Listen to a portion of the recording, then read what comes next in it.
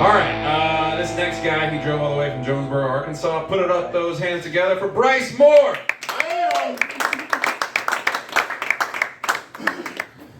Good evening, good to see you. How we doing, y'all? Doing okay? Yeah. Good. I swear, I want to lose weight, but I keep remembering where I put it. Yeah. I went through a breakup recently. Little Debbie's not the one. Oh, Right? She kept reminding me where the weight was. If I lose her, I can lose the weight. Maybe. We'll see. My friends always get after me. They're like, Bryce, I wish you wouldn't tell so many fat jokes. There's nothing wrong with being overweight. Let me tell you something, folks. There is something wrong when you pee on your own stomach. You gotta clean that up quickly. Was it too much for you? It was too much of a visual. Too much visual? You painted a picture. Can I paint the rest of the picture, or should I just stop? No, go for Paint it. the rest of the picture? You gotta clean that up quickly, because you don't want like mushrooms or something to grow up. Oh, that's nasty.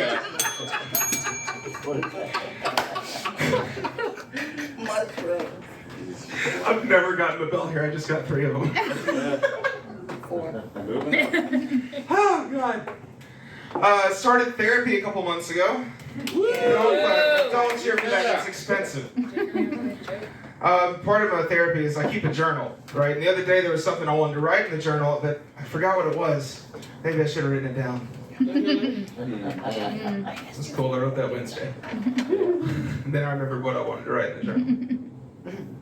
Anyway, I took a break from comedy a couple months ago too. I had to stop and just kind of think of things. I wasn't thinking of anything new. I thought about lots of different things, such as if a woman's a stay-at-home mom, does that make her a reproductive member of society? Not funny, but thought-provoking. Another one I thought of. There are so many books out there on self-help, but there's no books on self-harm. You could make a killing with something like that. Chapter 1, run your finger down the edge of the page. Yeah. I don't know if you're like excited about self-harm or you just want self-harm. Yeah. All right then. On a more serious note, y'all, if anybody here is contemplating suicide, please don't rush anything. You have the rest of your life to decide something like that. All right. I thought that might be the case. Asking for a friend. If you're hosting a birthday party for children, there's going to be a blind kid at the party. For the piñata, do you hand that kid a pair of gloves instead of a blindfold? I don't want any unfair advantages, you know. Okay. I'm gonna keep on thinking I do stuff. Back in January, I was hosting an open mic over in Jonesboro, and after the show, this guy walked up to me, threw a rolled-up dollar bill on the table, and he said, "Here, buy yourself some better jokes." Couldn't believe that.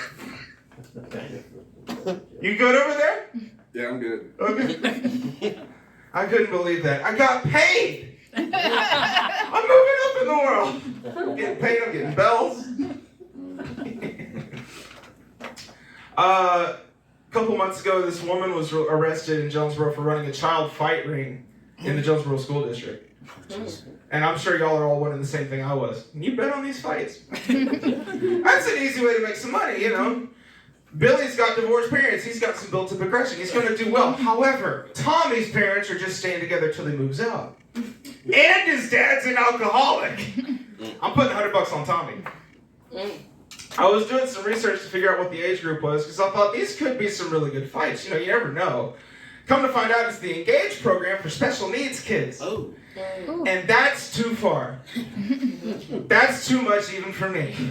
You can't have the special kids fighting. They're going to try special moves and they're not going to be that special. All right. That's good to know. What else is going to work? I'll leave you on... Well, no, real quick, I'll do a really stupid one. As if the rest of this was intelligent. I wrote this myself, unless of course you don't like it, in which case I'm going to tell you that Zach told me to tell it. Okay. Makes me look better. Better be good. I'm going to try. These 2 detectives were investigating a string of murders, and they seemed to all be connected. Because the killer was mutilating the bodies and harvesting the internal organs. Other than that, there were no leads whatsoever. But one day the detectives were out, and saw a guy standing on the street corner in a cooler, and he was passing out little plastic containers that had internal organs in them. And the first detective looked at his partner and he said, "Hey man, you think this guy has anything to do with this?" And the other guy said, "Yeah, probably. Seems like a dead giveaway." In that case, Zach told me to tell that. All right, I'm gonna leave you this. This is probably the darkest thing I've ever written, but it usually does well. We'll see what happens. About a year ago, I saw this post on Instagram said that parents are being advised to put something important in the back seat of their car so that they don't forget their children back there. Let me say that again. Parents are being advised to put something important in the back seat of their car so they don't forget their children back there. I couldn't believe this. I had to go to Google, see if it's legit, right? Sure enough, kidshelp.org. And you know it's legit if it's .org. That's the internet 101, right? Okay. He seemed to be the expert earlier. Put something important like a cell phone in your back seat so you don't forget your kid. And I was absolutely appalled when I read that. How am I supposed to text and drive if my phone is in the back seat of the car? For real though, if you leave a kid in the back seat of the car and that kid dies, it's for the best. But hear me out. If you do that, you don't need a kid. You've clearly got some growing up to do. And hey, Junior's not going to do it, so you might as well take the open spot. Yo. My name is Bryce Ford. Find me online or don't, that's okay. Give it up for your fantastic host, Zach Williams. Hey.